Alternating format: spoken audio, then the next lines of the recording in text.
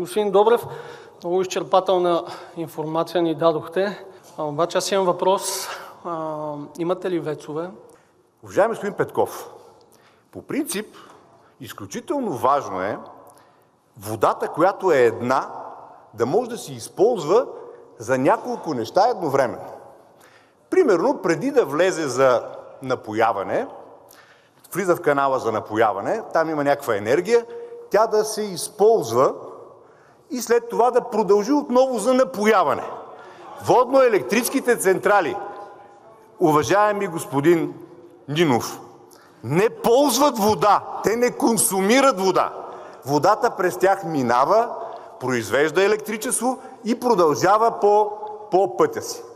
Да, има водноелектрически централи, едната е на напоителен канал, другата е на напорен водопровод. Минава, произвежда енергия и продължава по същата тръба, за да се снабдява града с вода. Тя не замърсява, не намалява количеството вода и е вид, как да ви кажа, начин, по който един и същи ресурс може да го използваш за няколко цели. Благодаря, но това е друга лекция, трябва да ви изнеса по-дълго.